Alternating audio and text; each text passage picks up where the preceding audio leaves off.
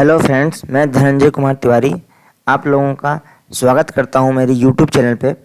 और आज मैं आप लोगों को एमसीए द्वारा नोटिफाई जो चेंज है शेड्यूल 3 के कंपनीज एक्ट 2013 के उसके बारे में जानकारी दूंगा। तो आइए शुरू करते हैं आज के इस टॉपिक को।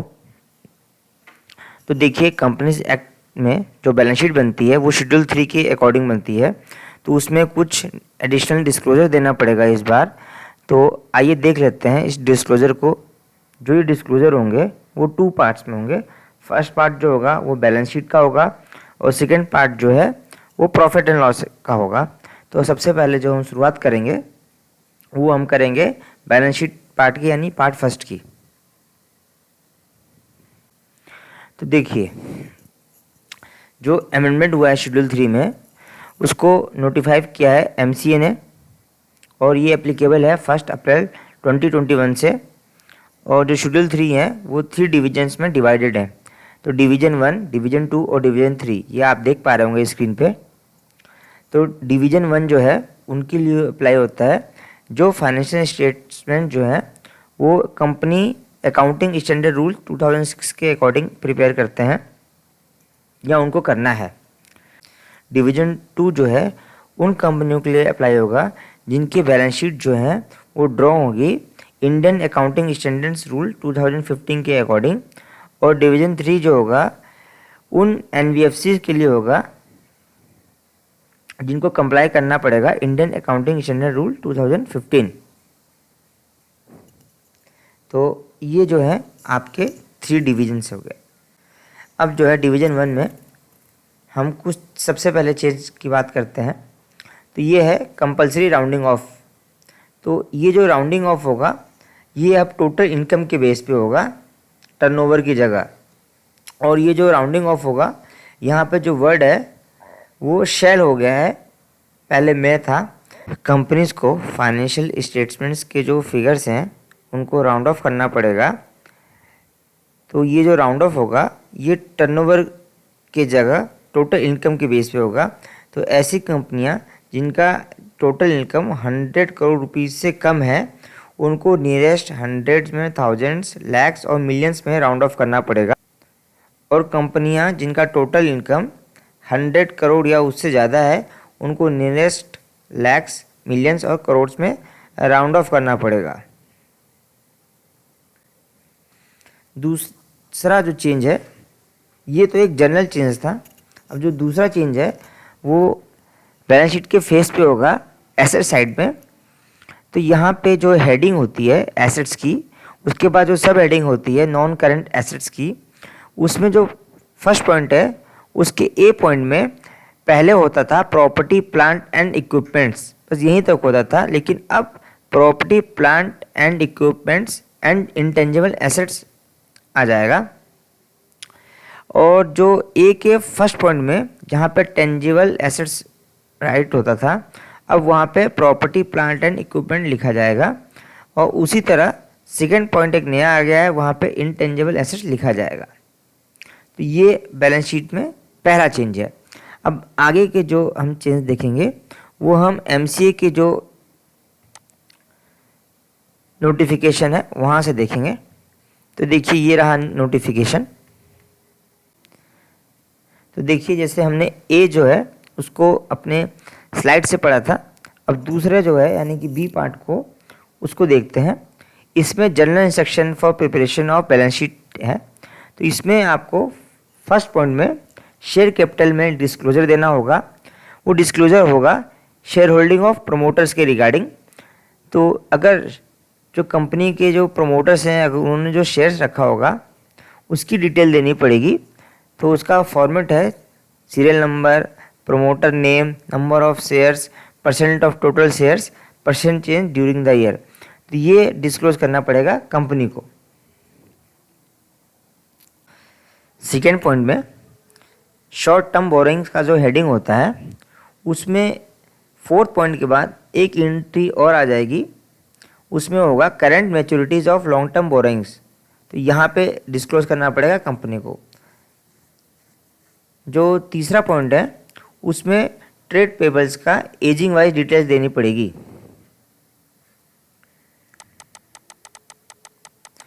तो जो ट्रेड पेबल एजिंग शेड्यूल होगा वो प्रिपेयर होगा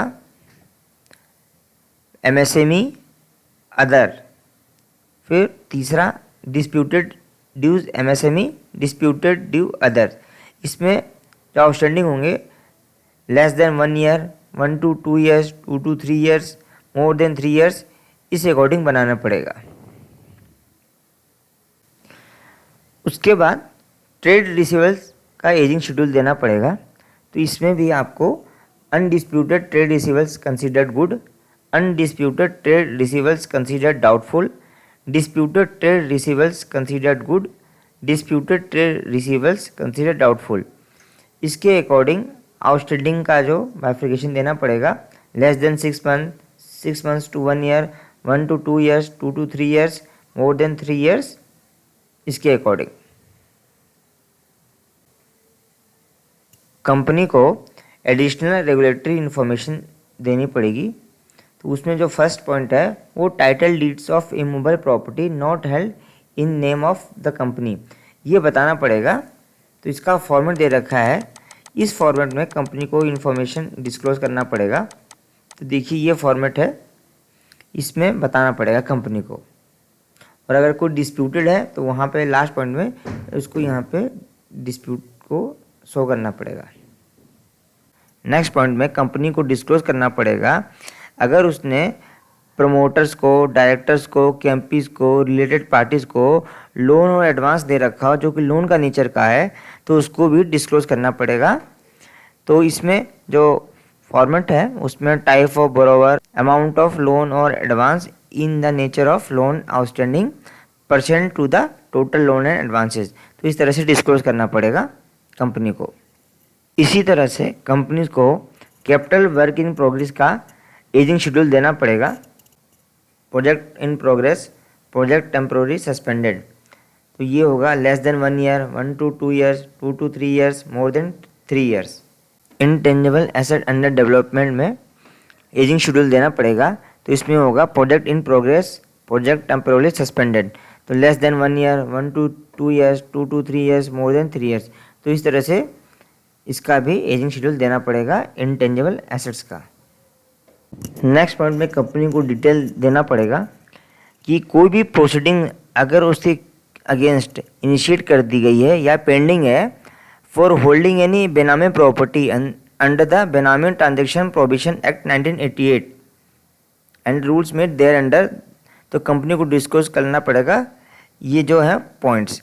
details of such property including year of acquisition, amount thereof, details of beneficiary, if property is in the books then reference to the items in balance sheet, if property is not in books then the fact shall be stated with reasons, where there are proceedings against the company under this law as an abettor of the transaction or as the transferor then the details shall be provided, nature of proceedings, status of same and company view on same, ये disclose करना पड़ेगा company को। Next point में अगर company ने कोई loan ले रखा है बैंक से या फाइनेंशियल इंस्टीट्यूशन से करंट एसेट्स की सिक्योरिटी पे, तो उसको डिस्क्लोज करना पड़ेगा कुछ पॉइंट्स। तो ये पॉइंट्स देख लेते हैं।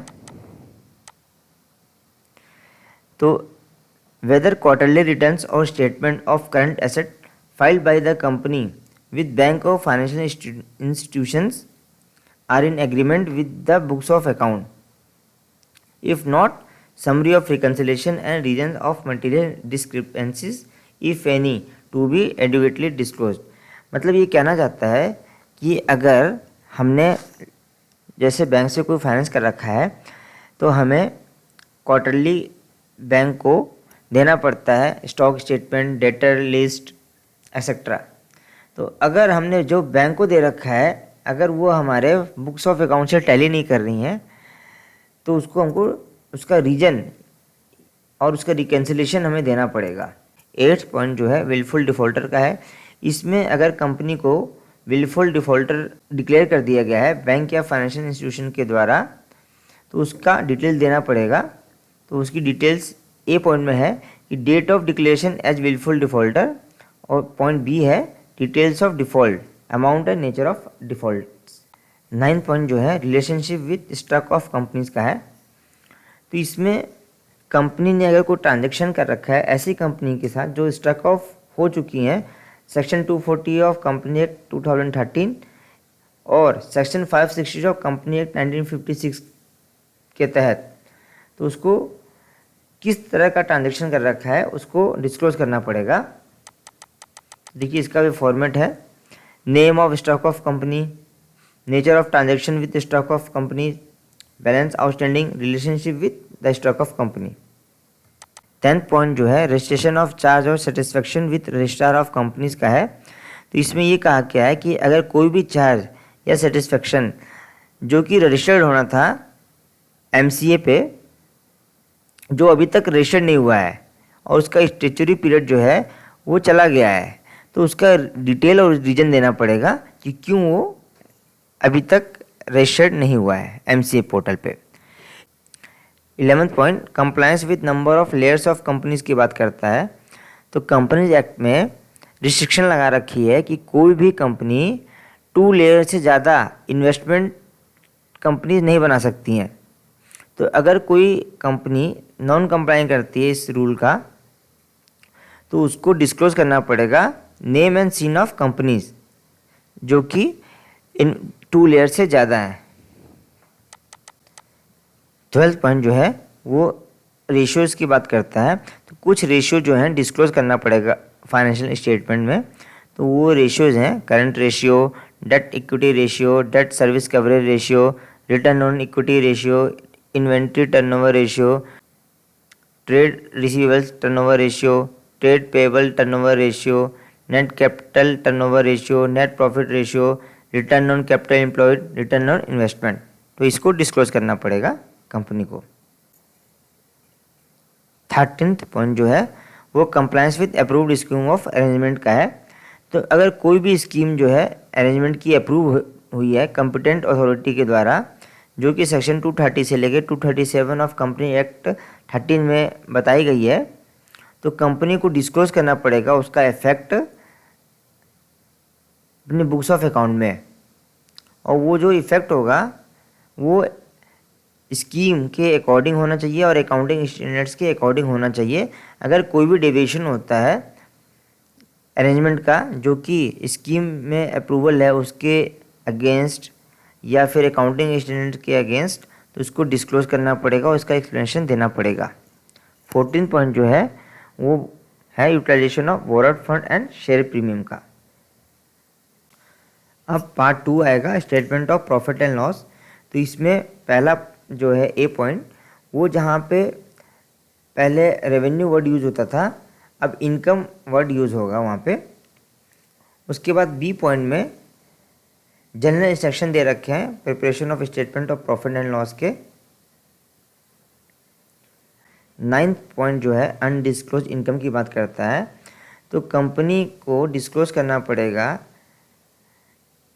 ऐसे ट्रांजैक्शन जो बुक्स ऑफ अकाउंट में रिकॉर्ड नहीं है लेकिन कंपनी ने उसको सरेंडर किया है या डिस्क्लोज किया है इनकम के तौर पे किसी भी टैक्स असेसमेंट में इनकम टैक्स एक्ट के अंदर। तो उसको यहाँ पे कंपनी को बताना पड़ेगा कि वो कौन सी इनकम है। 10th पॉइंट जो है वो कॉर्पोरेट सोशल रिस्पॉन्सिबिलिटी का है, CSR का है, जो कि सेक्शन 135 ऑफ कंपनी एक्ट 2013 का है।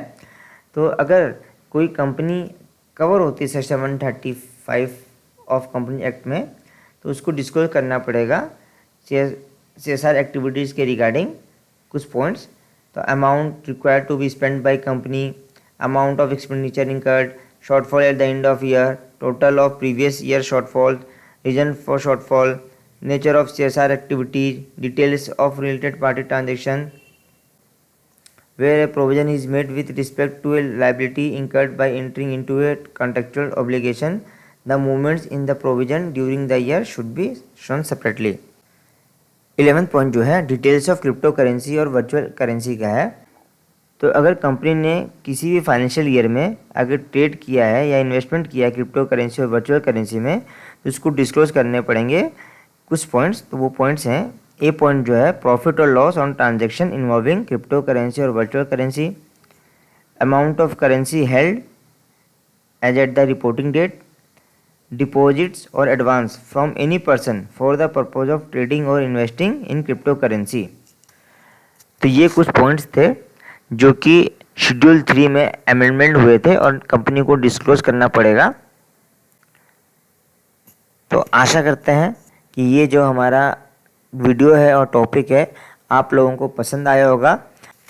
आपको इस टॉपिक को जानने के लिए इस अमेंडमेंट को पढ़ना पड़ेगा, तब आपको और अच्छे से समझ में आएगा और ये आपको गूगल पे इजीली अवेलेबल हो जाएगा। अगर फिर भी आपको नहीं मिल पाता है तो आप मुझे कमेंट में अपना ईमेल आईडी दीजिएगा, मैं आपको ये शेयर कर दूंगा।